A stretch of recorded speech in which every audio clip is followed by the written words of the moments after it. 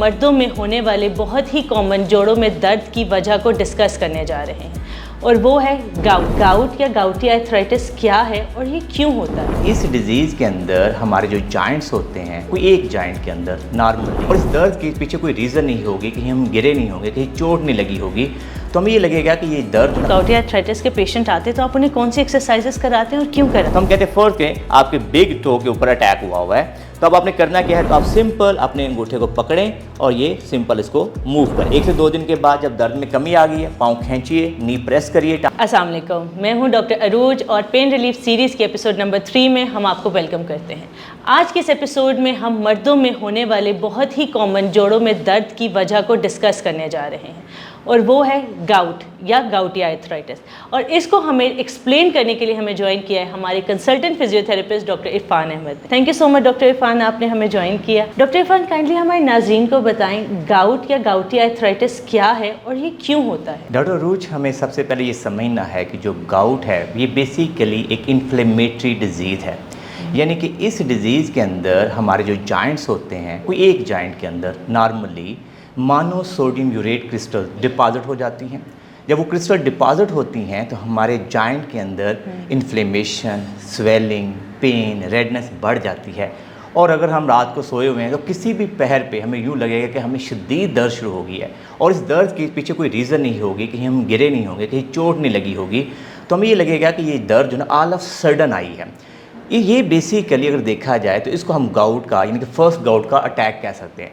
अगर ये repeated attack हो जाएं तो तब हम इसको कहेंगे कि गाउटी अटैक्स हो रहे हैं, और अल्टीमेटली ये इसको हम गाउटी आर्थराइटिस बोलते हैं, क्योंकि जब ये बार बार अटैक होते हैं तो हमारे जॉइंट की जो कार्टिलेज है वो वेयर एंड टेयर पे जाना शुरू हो जाती है, उसके अंदर आपकी डिस्ट्रक्शन होना शुरू हो जाती है, और उस कंडीशन को हम बेसिकली गाउटी आर्थराइटिस बोलते हैं। अगर इसका अंडरलाइन काज की बात की जाए कि इसकी वजह क्या बनती है, तो वो है हाई यूरिक एसिड, जिसको हम हाइपर यूरिसीमिया भी बोलते हैं।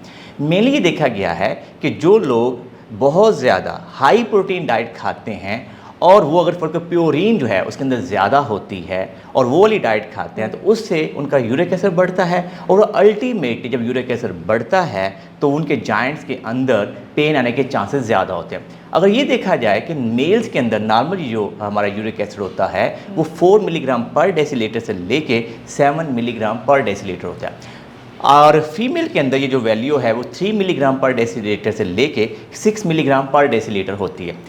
लेकिन आज के दौर में हमने ये देखा है कि अगर कई लोगों का 6 मिलीग्राम पर डेसीलीटर से ज़्यादा यूरिक एसिड हो तो उससे भी उनका गाउट का अटैक होने के चांसेस बढ़ जाते हैं। तो मेनली जो गाउट है वो किसी एक जॉइंट को अफेक्ट कर सकता है या एक से ज़्यादा जॉइंट को भी अफेक्ट कर सकता है, लेकिन अगर सबसे बड़ा जो जॉइंट है जो टिपिकली 85% लोगों में गाउट का अटैक होता है वो हमारे थंब है, यानी कि हमारा जो पाँव का अंगूठा है उसको अफेक्ट करता है। लेकिन इसके अलावा कोई भी जॉइंट अफेक्ट हो सकते हैं। लेट से हमारा एल्बो, हमारा नी, हमारा शोल्डर, हमारी बैक, और आज के दौर में तो बच्चों में भी बहुत ज़्यादा हम गाउट को देख रहे हैं। तो बेसिकली एक इन्फ्लेमेटरी डिजीज़ है जो जॉइंट को अफेक्ट करती है, और उसका अंडरलाइन का मेनली हाई यूरिक एसिड है। डॉक्टर इरफान, आपने बहुत डिटेल में हमें बताया कि गाउट क्यों होता है, तो डॉक्टर इरफान क्या गाउट का हमारे लाइफस्टाइल से या हमारी डाइट से कोई रिलेशनशिप है? डॉक्टर रूज, ये बहुत इंपॉर्टेंट क्वेश्चन है, और हमारा पेन रिलीफ सीरीज़ के अंदर जो हम टॉपिक्स चूज़ करते हैं उनका मेन ऑब्जेक्टिव भी यही है कि ऐसे टॉपिक को चूज़ किया जाए जो कोई लाइफस्टाइल से बहुत ज़्यादा अफेक्ट होते हैं।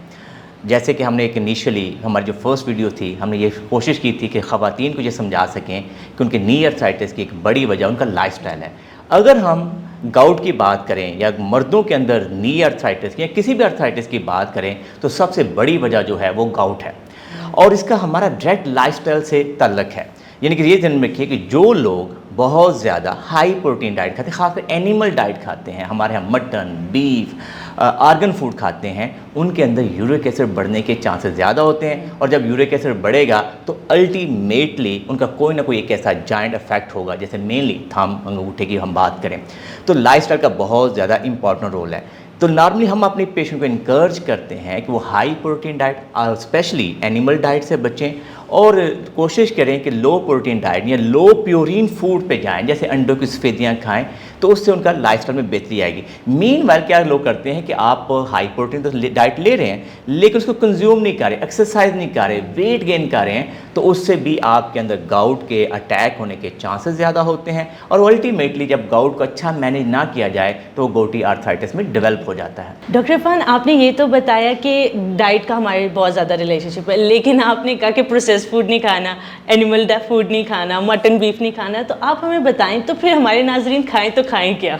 बिल्कुल डॉक्टर अरूज, ये बड़ा कॉमन क्वेश्चन है और मेरे क्लिनिक पे भी अक्सर पेशेंट आके जब उनको लिस्ट बताते हैं कि ये आपकी हाई प्रोटीन डाइट है, इसमें प्योरीन ज़्यादा है, यानी कि हमने बेसिकली करना क्या होता है कि हमने प्योरीन रिच फूड, यानी कि एक हमारी प्रोटीन का एक प्रोडक्ट है जो कि प्योरीन का एंड प्रोडक्ट हमारा जो है यूरिक एसिड होता है, हम कहते हैं कि आपने हाई प्योरीन फूड से बचना है। आप एक लिस्ट बना लें, गूगल सर्च करें कि हाई प्योरीन फूड्स कौन कौन सी है प्रोटीन्स के अंदर, आपने उनको अवॉइड करें और लो प्योरीन फूड्स पे आ जाएं और वो खा सकते हैं। जैसे हम ये कहते हैं कि आपने मटन नहीं खाना, बीफ नहीं खानी, दालें नहीं खानी, आपने पालक और यानी कि साग नहीं लेना।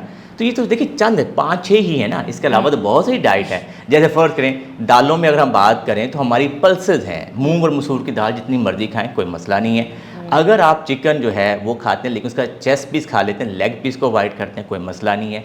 अंडों की सफ़ेदियों से आप प्रोटीन अपनी ले सकते हैं, कोई मसला नहीं है।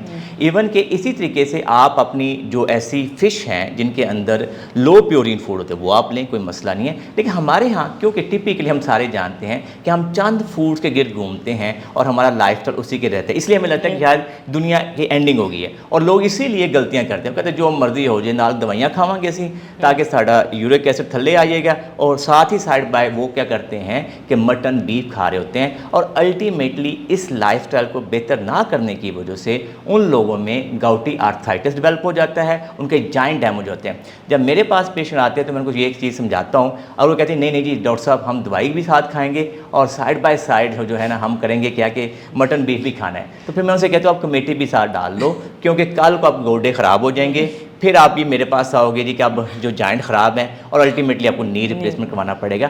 तो देखिए मैं इसका बड़ा मुखालिफ हूँ कि जो लोग अपनी खुराक में तब्दीली नहीं लाते, लाइफस्टाइल में तब्दीली नहीं लाते, एक्सरसाइज नहीं करते और साइड बाय साइड वो कोशिश करते हैं कि हम जो अपना यूरिक एसिड को नीचे करने वाली दवाइयाँ खा के लगातार अपनी ज़िंदगी के अंदर वो अपना यूरिक एसिड कंट्रोल करते हैं। नुकसान ये होता है कल को उनके जॉइंट डैमेज हो जाते हैं। आपने ये बताया कि उनके जॉइंट डैमेज हो जाते हैं। अब जो हमारे नाजरीन हैं इनमें से बहुत से अगर किसी को यूरिक एसिड डायग्नोस हो जाता है या गाउटी आर्थराइटिस डायग्नोस हो जाता है तो वो क्या मेडिकल प्रोटोकॉल इख्तियार करें? बहुत अच्छा क्वेश्चन है कि सबसे पहले हमें तो ये पता होना चाहिए कि अगर फ़र्क करें गाउट का अटैक क्या है। सबसे पहले हमें ये डिफ्रेंशिएट करना है कि अगर फ़र्ज़ करें अज्यूम कर लें कि आपके हाथ पे गाउट का अटैक हुआ है, क्योंकि ये हमारे कैमरा में विजिबल है तो हम सब होगा क्या कि आपको ऐसे लगेगा कि जैसे मेरी पाम के ऊपर रेडनेस हो गई है, आपको अपने यह लगेगा और ऐसे लगेगा कि जैसे शदीद पेन इसके अंदर, आपका हाथ सूजा होगा, रेड होगा और आपको शदीद पेन होगी। और ये पेन के पीछे जब आप आइडेंटिफाई करेंगे तो कोई ख़ास रीज़न नहीं होगी। आप लोग सुबह सो के उठे हैं, रात के पिछले पैर उठे, आपको लगा ओ ये तो अब हाथ हिल भी नहीं रहा। लेकिन जब हम उनको देखते हैं, जब उनकी थोड़ी सी हिस्ट्री लेते हैं, पता चलता है जैसे हमारी अब बकरा ईद आने लगी है तो 4-5 दिन या 6 दिन के बाद जब वो लगातार आर्गन मीट खा चुके होते हैं, बहुत ज़्यादा मटन बीफ खा चुके हैं, उसके बाद उनको अटैक होगा। इसी तरीके से कोई पेशेंट आएगा कि नी के ऊपर ये हालात हैं, किसी को लगेगा कि जी मेरी उंगलियों में दर्द हो रही है, लेकिन विदाउट एनी नॉन रीज़न हमारे सामने आएगी। और ये मैं ज़्यादातर मेल के अंदर हम ज़्यादा देखते हैं, क्योंकि मेल अगर ये देखा जाए तो गाउट शायद मेल आर्थराइटिस की कॉमन डिजीज़ बनती है। फीमेल में हमने देखा है लेकिन बहुत कम। फीमेल के अंदर नॉर्मली आप सोचो कि अगर मेरे पास कोई पेशेंट आएगी गाउट के साथ तो उसकी एज जो है वो 45 से 60 के दरमियान हो सकती है। लेकिन जो मेल हैं वो तो 15-16 साल से लेकर किसी भी एज के हिस्से में हमारे पास गाउट के साथ आते हैं।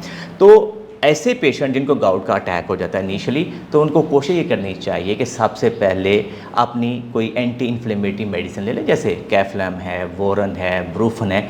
होता क्या कि ये अटैक जो होता है 5-6 दिन से लेके हफ्ते तक यानी रहता है, यानी कि ज़्यादा से ज़्यादा 12 दिन तक रहेगा। और हम उस दौरान हम अपनी इन्फ्लेमेशन को, पेन को कम करने के लिए नंबर 1 हम क्या करेंगे, आपको पेन किलर दे देंगे। नंबर 2, हम ये कहेंगे लेट से आपके हाथ के ऊपर सोजन हुई है, इसको आप बर्फ़ की टकोर करें जो एक्यूट अटैक हुआ है। नंबर 3, हम उसको एलिवेट करें। अगर किसी को अंगूठे पे अटैक हुआ है, जो ज़्यादा कॉमन फेवरेट एरिया है गाउट के अटैक करने का, 85% जो पॉपुलेशन वहाँ पे अटैक होता है, वो हम कहते हैं आप पाँव को एलिवेट करें, आइसिंग करें और कोशिश करें कि 2-3 दिन के बाद उसकी सिंपल रेंज ऑफ मोशन, यानी कि पाँव को हिलाएं, अंगूठे को हिलाएं, ताकि जॉइंट स्टिफ ना हो जाए। तो ये आपका फर्स्ट होता है। कई दफ़ा लोगों को गाउट का अटैक है तो फ़ौरन जो है ना यूरिक एसिड कम करने वाली दवाई खा लेते हैं, वो मना किया जाता है। कहा जाता है कि आप 3-4 दिन 5 दिन पहले इन्फ्लेमेशन कम करें, फिर यूरिक एसिड को कम करने वाली दवाइयाँ खाएं। मैं नॉर्मली अपने पेशेंट्स को कहता हूँ कि सबसे पहले जो है अपनी डाइट को तब्दील करें। अगर फर्स्ट में हम सिंप्लीफाई करते हैं, आपने अपना टेस्ट करवाया और आपका यूरिक एसिड आता है 7, ठीक है, 7 इज़ अपर लिमिट, यह आता है 6 और 7 के दरमियान। अब अपनी डाइट कंट्रोल करनी है, पानी का इंटेक बढ़ाना है, आपने सिट्रस फ्रूट्स ज़्यादा लेने हैं और 15 दिन के बाद दोबारा टेस्ट करवा लें तो यूजली देखा जाएगा कि आपका यूरिक एसिड 6 से नीचे आ गया। इसका मतलब कि आपका गाउट का अटैक भी सेटल हो गया, साथ आपने पेन किलर भी यूज़ करके अपनी पेन को भी सेटल कर लिया। लेकिन फ़र्ज़ करें आपका यूरिक एसिड आ रहा है 9 आ रहा है, ठीक है, 10 आ रहा है, ऐसा भी हमने देखा है, 11 आ रहा है। इसका मतलब है कि अब आप बहुत ज़्यादा हाई प्रोटीन डाइट ले चुके हैं। अब आपको 5 दिन के बाद, अटैक के बाद, जब आपको पेन आई थी, उसके बाद आप अपनी यूरिक एसिड लोअर करने वाली मेडिसिन खा सकते हैं। जैसे हमारे यहाँ बहुत ज़ाइलोर कॉमन है, गो यूरिक है, ये ऐसी दवाइयाँ आप इस्तेमाल करें। और फिर ऑब्वियसली ये दवाइयाँ हमेशा अपने रूमाटोलॉजिस्ट से मशवरे के साथ, मेडिकल स्पेशलिस्ट के मशवरे के साथ आप इस्तेमाल करें। 15 दिन दवाइयाँ खाएं, जब आप दवाइयों से आप यूरिक एसिड दोबारा करवाएं और आपको यूरिक एसिड 5.5 पे आ गया, 6 से नीचे आ गया, तो फिर आप ये कोशिश करें कि अब आप दवाइयाँ बंद करें, अपने डाइट के अंदर सख्ती से आर्गन मीट को रोक दें। और जो है आपने कोशिश ये करें कि पानी ज़्यादा पिएँ, क्योंकि जो यूरिक एसिड की सबसे अच्छी खूबी यही है कि जब आप हाइड्रेटेड होते हैं, ज़्यादा पानी पीते हैं, नींबू पानी का इस्तेमाल बढ़ाते हैं, तो वो आपके गुर्दों से फ्लश हो जाता है। तो जो हमारे किडनीज़ हैं, यूरिक एसिड को फ्लश करने का बेहतरीन सोर्स है। Thank you so much. ये तो बहुत डिटेल मेडिकल प्रोटोकॉल था, एक सीक्वेंस है कि हमारे नाजरीन को समझ आ जाए कि अगर इस स्टेज में हो तो हमने ये करना है, इस स्टेज में तो ये करना है। डॉक्टर इरफान, जब आपके क्लिनिक में गाउट का या गाउटी आर्थराइटिस का मेल या फीमेल पेशेंट आती है तो आप उसे कैसे डील करते हैं? उसे कौन से एक्सरसाइजेस करवाते हैं जिससे उनके दर्द में बेहतरी आ जाती है? डॉक्टर अरूज, ये भी बहुत आपका अच्छा और अहम क्वेश्चन है। मेरे नज़दीक जब भी मेरे पास पेशेंट आता है तो मेरा पहला कोशिश यही होती है कि उसको प्रॉपर एजुकेट करूं, क्योंकि मेरे माइंड में देखिए मेरा पूरा उसका साइकिल होता है। मेरे पास एक बच्ची या बच्चा जो आया है 15-20 साल की एज पे, मेरी कोशिश होती है कि इसको पहला अटैक इसका आखिरी अटैक होना चाहिए, इसको दूसरी दफ़ा अटैक ना हो।